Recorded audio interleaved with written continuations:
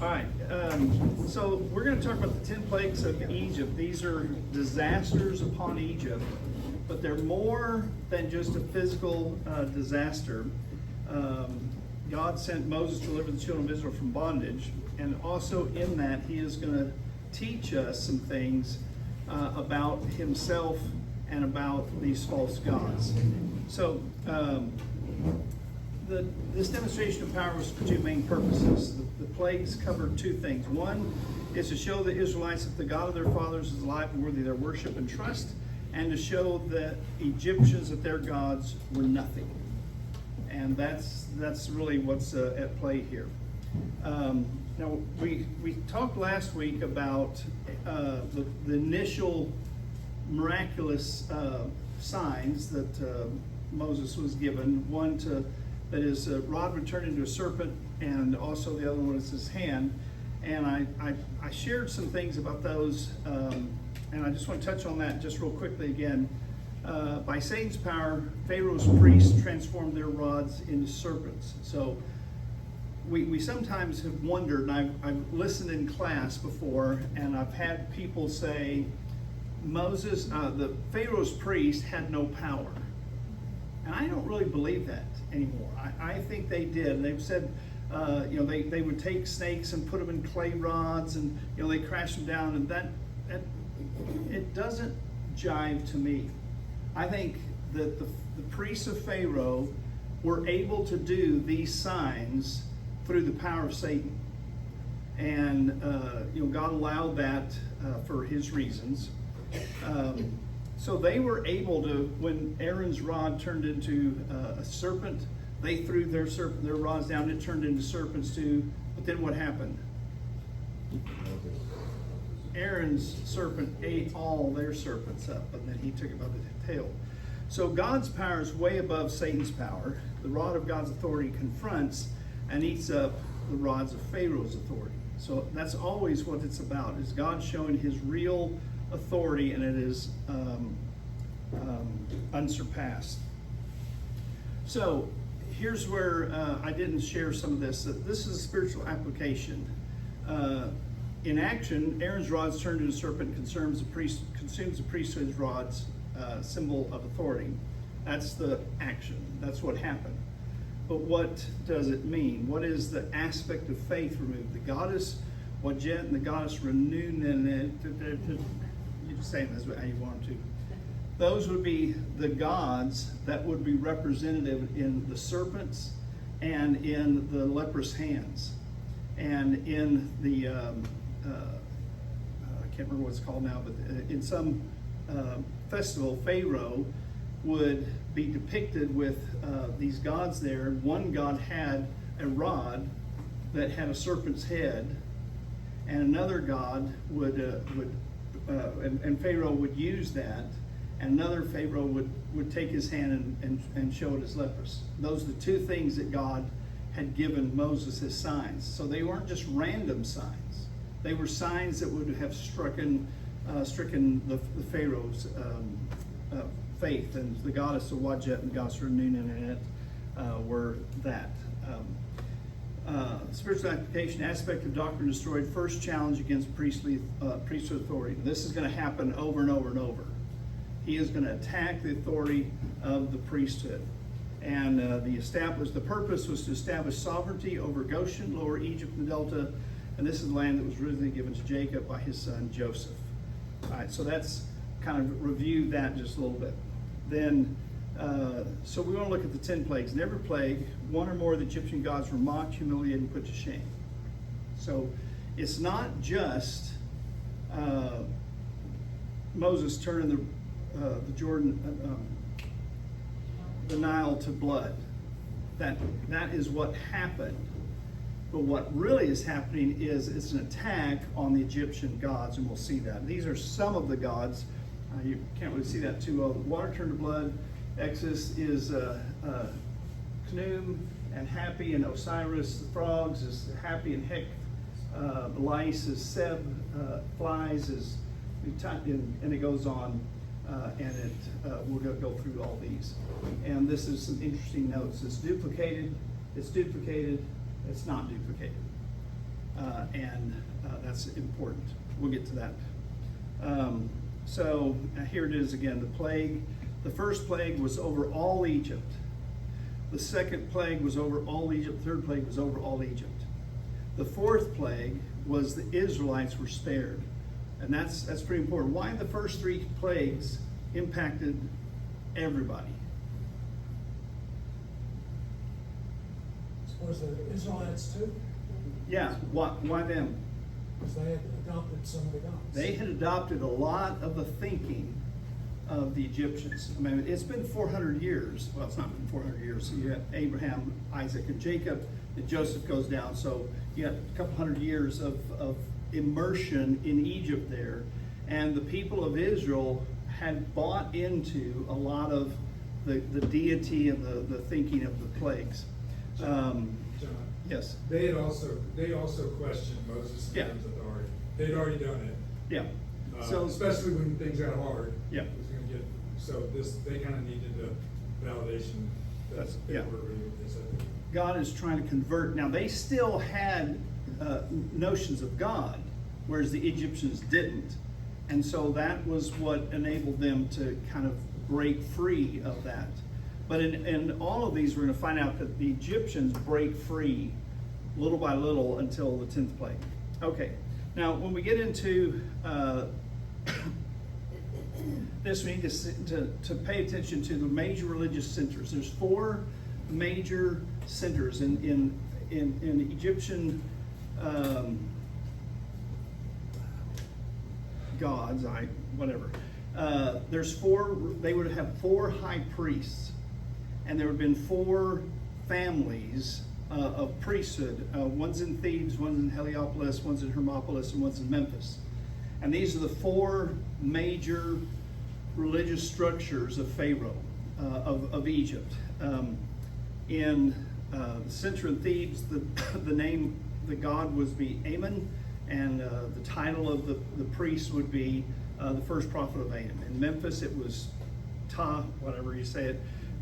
His title was greatest of the directors of craftsmen. In Heliopolis was Re, the greatest of the seers.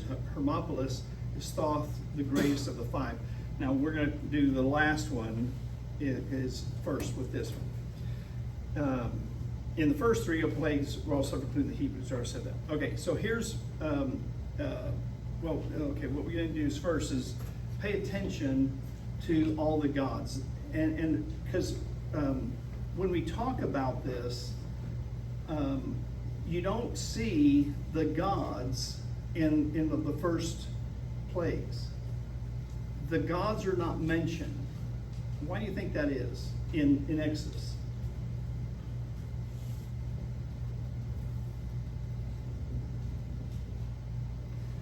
In Egypt history, Jehovah is not mentioned. The Israelites are not mentioned.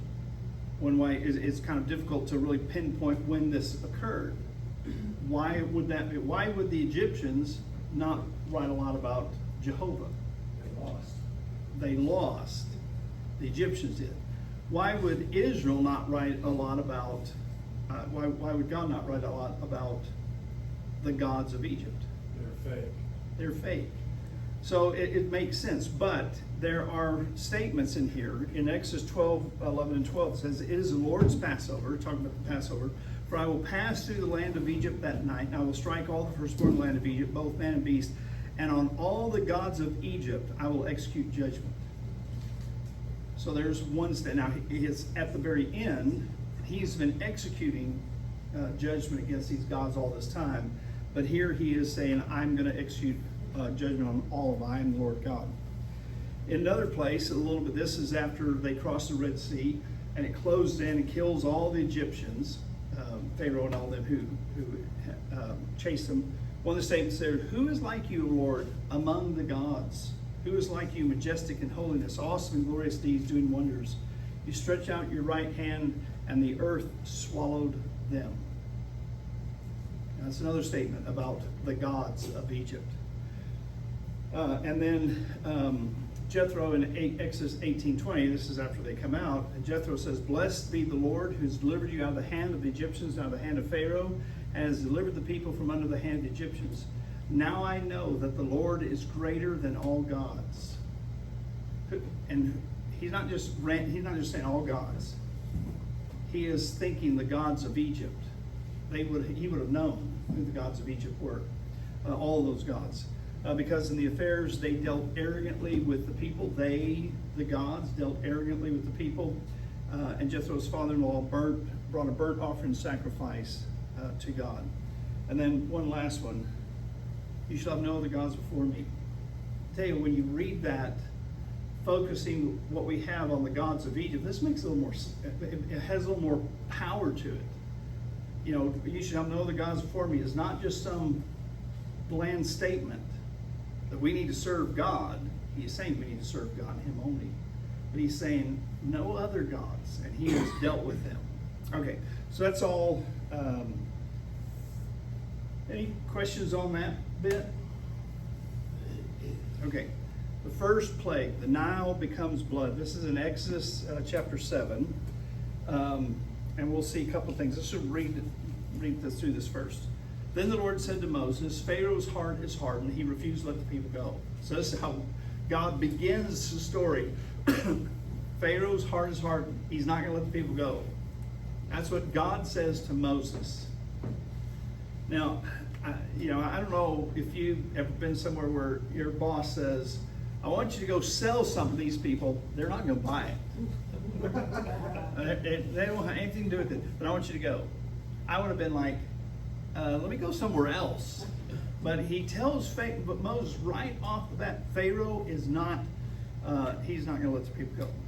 But he says, but I want you to go out to Pharaoh in the morning as he is going out to the water. And what water is Pharaoh going to? He's going to the Nile. And he says, I want you to stand on the bank of the Nile to meet him, and take in your hand the staff that turned into a serpent. And you shall say to him, the Lord, the God of the Hebrews, sent me to you, saying, let my people go. That's what he says every time. Let my people go, that they may serve me in the wilderness. But so far you have not obeyed. Thus says the Lord, by this you shall know that I am the Lord. Behold, with the staff that is in my hand, I will strike the water that is in the Nile, and it shall turn into blood. The fish in the Nile shall die, and the Nile will stink, and the Egyptians will grow weary of drinking water from the Nile. I would grow weary right away. And the Lord said to Moses, say to Aaron, notice this, say to Aaron, take your staff. Remember, this is, Moses is in the place of prophet to Aaron, who's in the place of priest. And he'll become priest. They're brothers. Moses never is a priest, by the way, right? He is always a prophet. And so you say to Aaron, take your staff and stretch out your hand over the waters of Egypt, over their rivers, their canals, and their ponds, and all their pools of water, so that they may become blood. And there shall be blood throughout all the land of Egypt, even in vessels of wood and in vessels of stone. So in their rivers, their canals, their ponds, all their pools of water, even in vessels of wood and stone. So he only strikes the water in one spot, but it all turns to blood. All the pools, ponds, lakes, canals, waterways, pots, everything, it turns to blood. Moses and Aaron did as the Lord commanded. So Moses tells Aaron, strike the water. He strikes the water in the sight of Pharaoh, in the sight of his servants. He lifted up the staff and struck the water in the Nile, and all the water in the Nile turned to blood. The fish in the Nile died, and the Nile stank. It stank like blood, so that the Egyptians could not drink water from the Nile. There was blood throughout all the land of Egypt. So not only the Egyptians, but the Israelites. No one could drink blood. It seems that Yahweh, God, has a little sense of humor. Because think about, where did Moses come from? He came from the Nile. His granddaughter found him at this baby, and I'll bet she gave glory and thanks to the gods for this gift of this baby. And this baby is the key figure who's humiliating the gods of the Nile. Now, one thing happens here. The magicians of Egypt did the same by their secret arts. Now, what I'm curious about is, where did they get the water to turn to blood? I don't know where they got the water, but they did the same thing. Now, I'm guessing, just like with the snakes, they actually did it. I don't. When I was taught this for the first time, they said, they had all kinds of ways to turn water red like blood, but I think they turned it to blood because Satan is behind this, right? And so when they did that, Pharaoh's heart remained hardened, and he would not listen to them, as the Lord had said. Pharaoh turned into his house, and he did not even take this to heart. Man, he is so deluded. Aaron strikes the Nile turns to blood, everything turns to blood. And he's like, go ahead, turn that to blood. And his magicians do the same thing. And his heart remained hard. He wouldn't even listen. He turned and went home. He did not even take it to heart. He has no compassion for his people. No, he doesn't. And he has no respect for Moses yet. And all the Egyptians dug along the Nile for water to drink, for they could not drink the water of the Nile. Now, we'll get to this in a minute. When this plague would have happened would have probably been in the months of June, July, and August, somewhere in there. And all the plagues take about 10 months. And every plague is done at a time when there would have been a festival to the god that's being attacked. And so right now, with the two gods that we're talking about in a minute, there would have been hundreds, thousands of people at the Nile in the morning, because these are the gods that represent new creation and the gods of the Nile. And so they would have seen all this, and it would have begun to bring doubt. And 7 full days passed after the Lord struck the Nile. So I'm guessing 7 days that it took for it to clean out and water to come back in. And so that's pretty rough. So that's the story.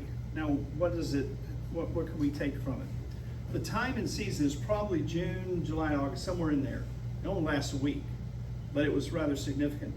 The two gods, or some other gods that are impact here, but the two gods primarily are Hapni and Khnum. Hapni is the father of gods and the giver of life. Let's see. Here's what he looks like. He is the father of God's giver of life. He oversaw the annual inundation of the Nile Valley.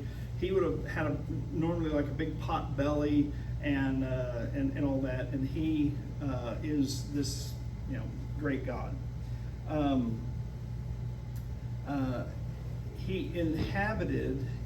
Tradition says he inhabited the caverns adjacent to the Nile cataracts. He oversaw the annual inundation of the Nile, the flooding of the Nile. Every year, it would flood in June, July, and August, and so that's when creation happens. It's the Nile just brings all the sediment, and it's where all the new stuff starts. So, there's not many shrines or some sanctuaries and all that, but he is the God, the primary God who is happening. Khnum supervised the annual Nile flood. Now, Hapni caused it, but this guy supervised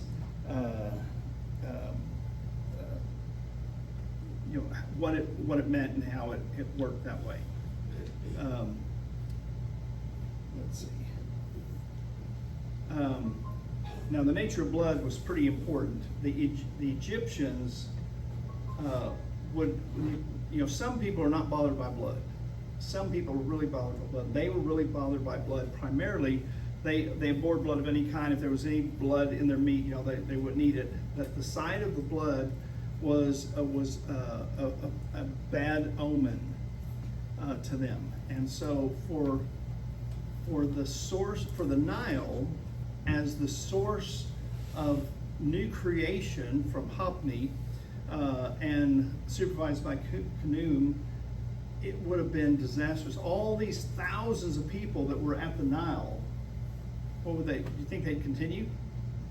No, they wouldn't. They got away from it. It was horrible to them, and it began to eat away at their belief in these gods. The primary Egyptian gods put to shame are Khnum. He's the guardian of the Nile. Hopni is the spirit of the Nile. Osiris, the god of the underworld, and all that. And they're being put to shame in the minds of the Egyptians, because you can't worship.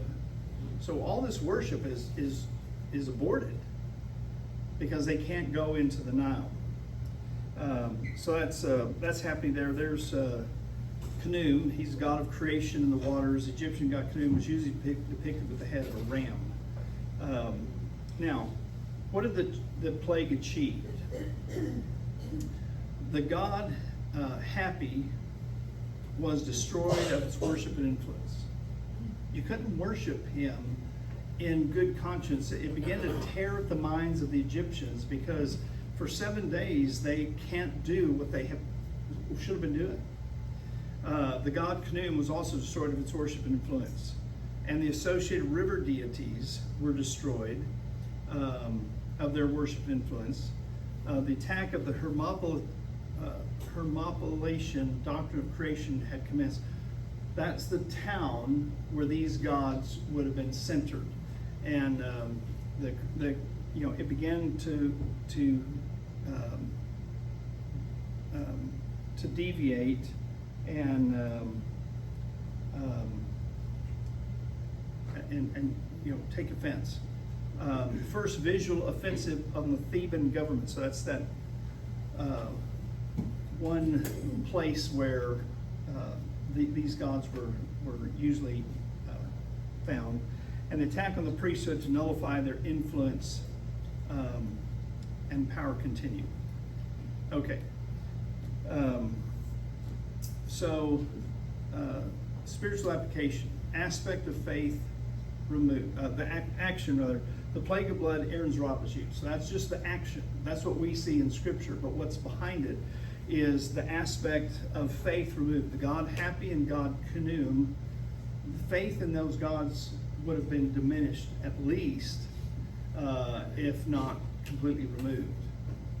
It began to question, what are these gods doing? And the God, and obviously all the people didn't know Moses yet, but they will. So the faith is being diminished by them. The spiritual application, aspect of doctrine destroyed. They continue to challenge against priesthood authority. Moses is standing in contrary to the priests that are supporting Egyptian religion. First challenge of doctrines regarding creation represented by the four major religious centers. So this is just the first challenge. And they begin to question these creation things. Spiritual application, purpose. Destroy the influence and control of the priesthood. Change the behavior regarding creation. Where did all this come from? And lastly, begin to change the national climate over the nation. So those are the spiritual applications of this. So let's open up for questions at this time. So John, were the magicians also priests? Yes, it's complicated. The magicians, and they were, you had your high priest, then you had a whole list. I didn't look at this. They had a whole list of different categories, and these would have been priests or religious leaders in that religion, and they were, you know, magicians and prophets and priests, and they had a whole bunch of weird names. But yeah, they would all been part of the priesthood. They would be devoted to these gods. Hey, John, all of these acts are kind of a form of God's decreation, okay? And when you really look at it, it's almost poetic justice that's happening here. Yeah. I mean, here Pharaoh performed a genocide against thousands of Hebrew babies in that same river. Yeah. And that river is supposed to be reflective of life. That's what it meant to the Egyptians.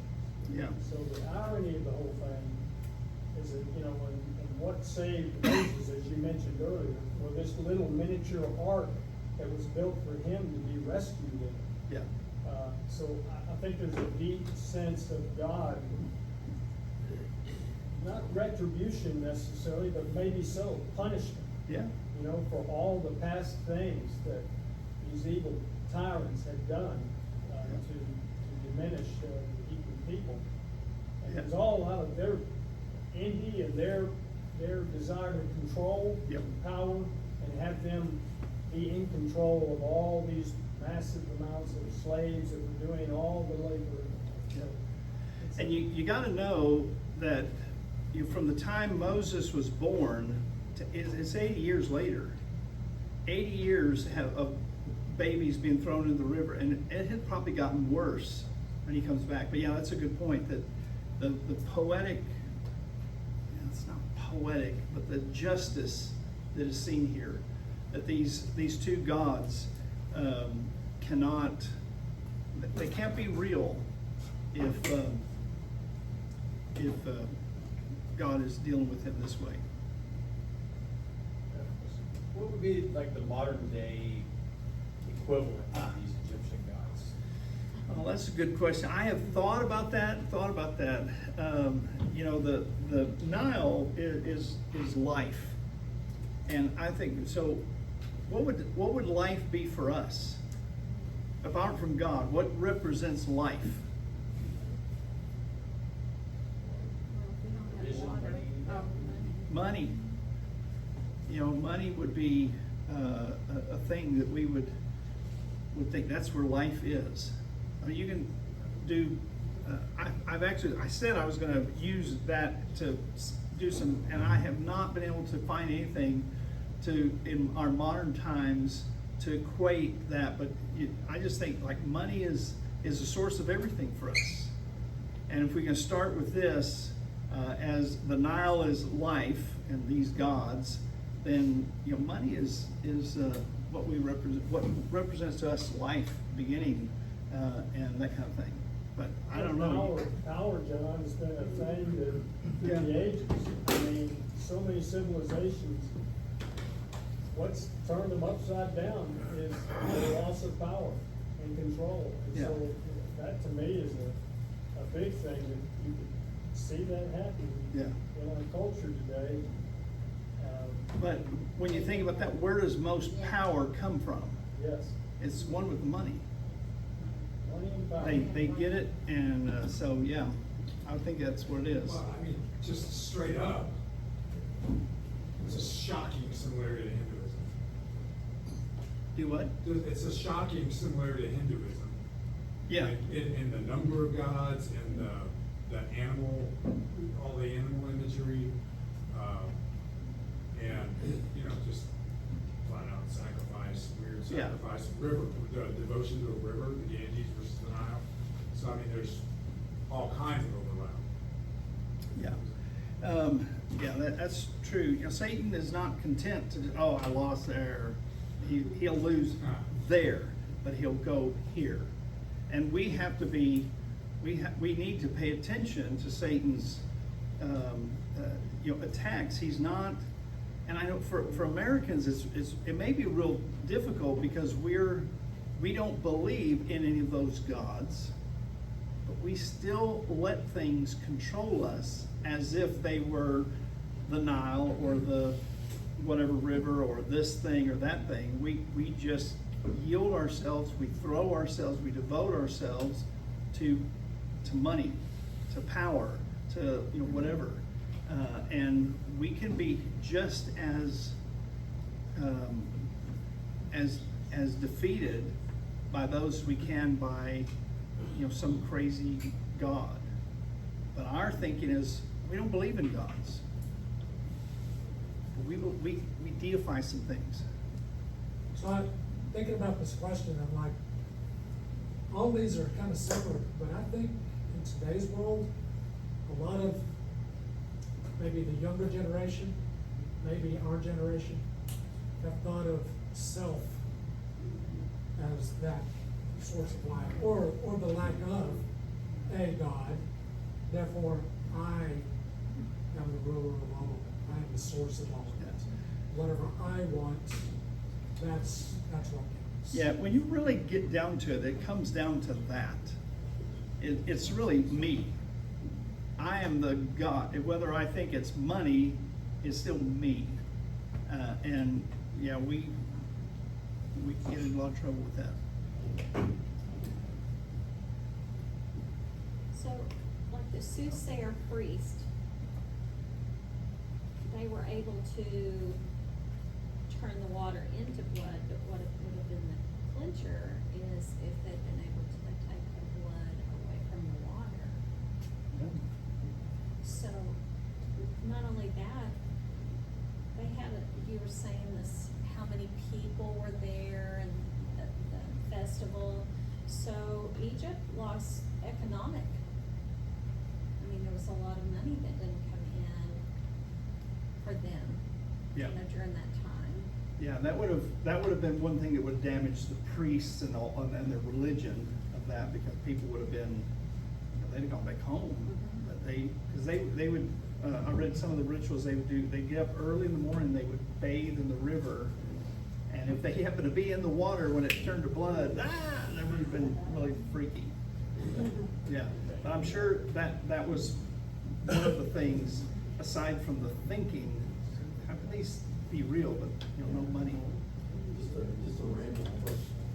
Geographically, do we know where they were on the Nile?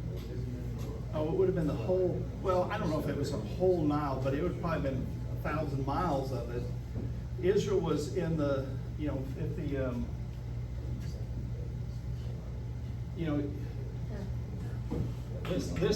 this is the ocean here, and the delta area was here, and then the Nile went.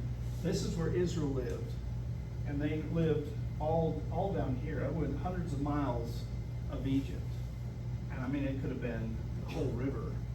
If it took a week for it to clear out, it's a long way. Yeah, Nile flows into the desert, right? Yeah.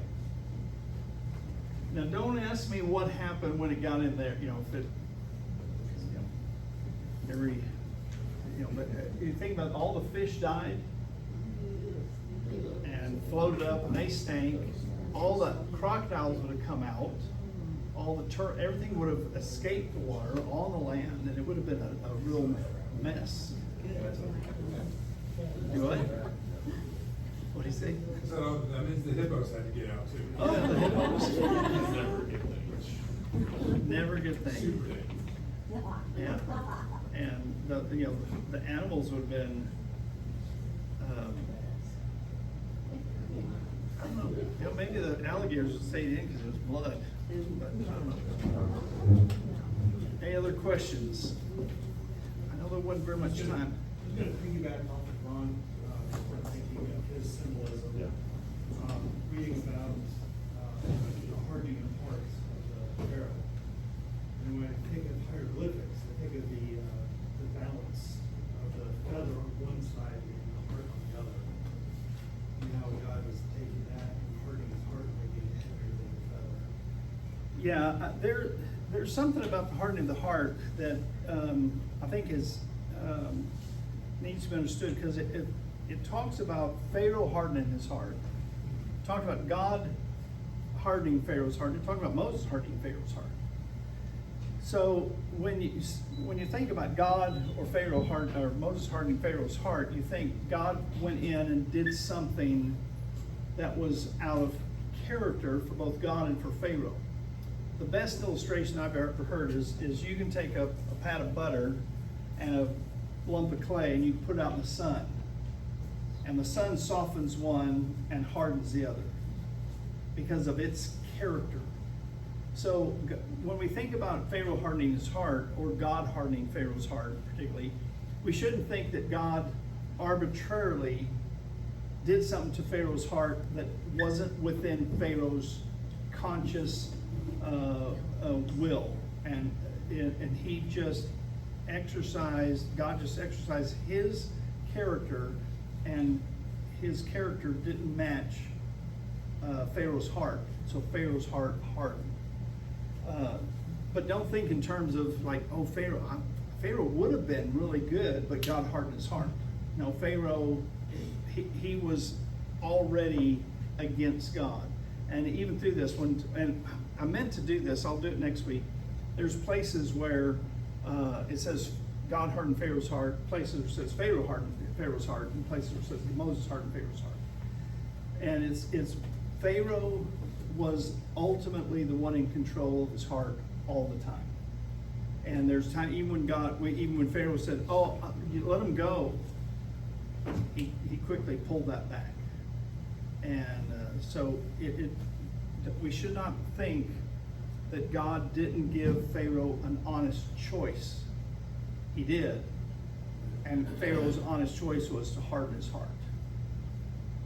Does that make sense? Hey, John, I may be off on this, but I'm like where I am. But the first 5 plagues, my understanding was when Pharaoh truly, it was all on his action, his decision to harden his heart, his inherent nature. And then God began to, after that point, began to even help him, even further harden that heart. Well, yeah, it's hard, it's weird to say this. God's actions harden his heart. But Pharaoh still is ultimately responsible for all the time.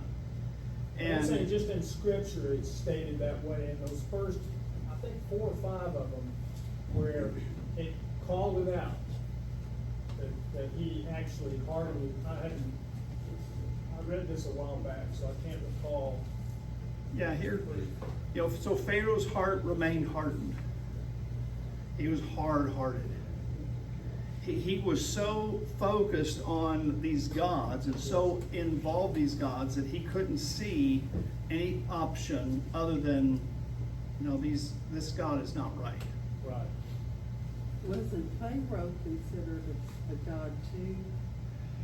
Not really. He would have been preparing to be God, but he wasn't really God in a sense. When we get to the last one, we'll talk about that.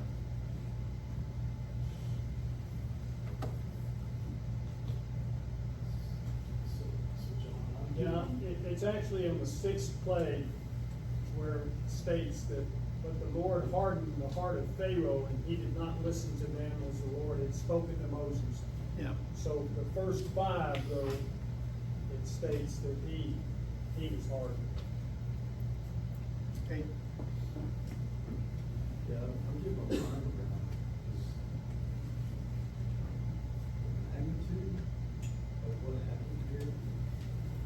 That whole delta area, that Nile has like fingers in it. Yep.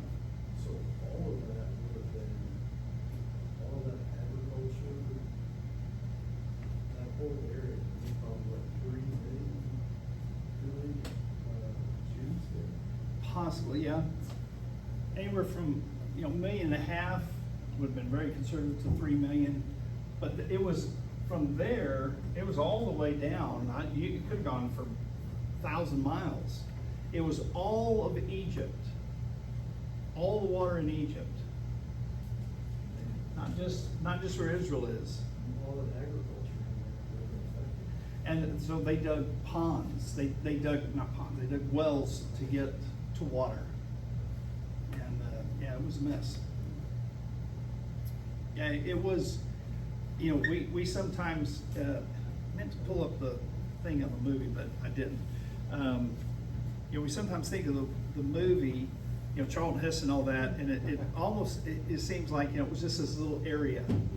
It was not. It was all of Egypt. And Egypt was the largest nation in the world at that time. Or maybe the only nation like that. It was way deep into Africa. Any other questions?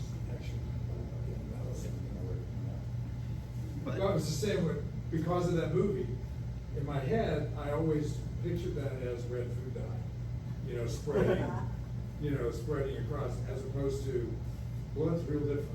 Yeah, it stinks. It's thicker. It's thicker. It's hard to imagine. I mean, I've seen, a thing of blood like that. That's about the most I've ever seen at any one time. And to think of everything. It's a really wide river too. It's huge. It's like a lake. Yeah.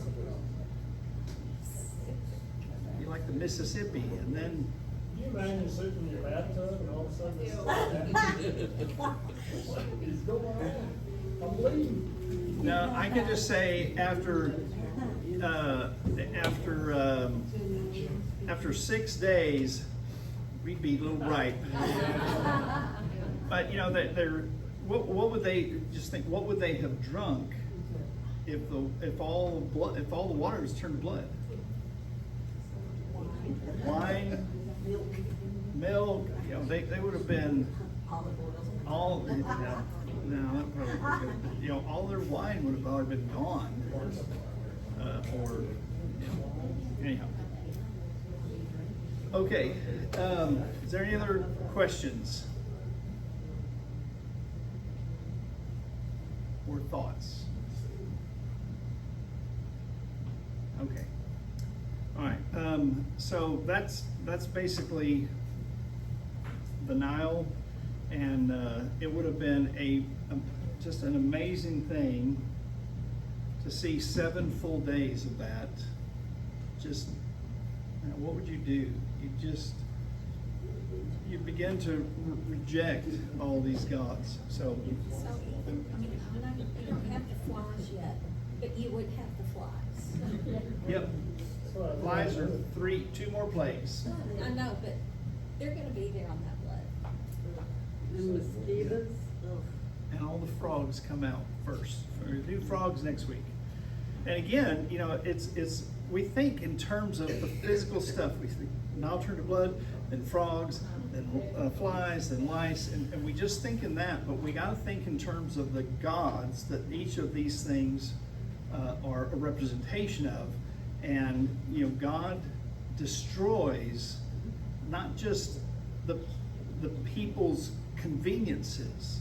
So that's what we focus on. Oh, how inconvenient it would be. He is stripping their theology, and their theology is who they are. They are. It's not like it's not like us sometimes who have a theology that's here. I like God, and I put them on the shelf, and then I go do my stuff. Their theology would have been who they were, and every one of these plagues is an attack, not just on the physical inconvenience of having flies or whatever, but on their theology, on their thinking about what's in control of this world. And it's not any of these, it's Jehovah. And so that's the real the thing that we need to take away.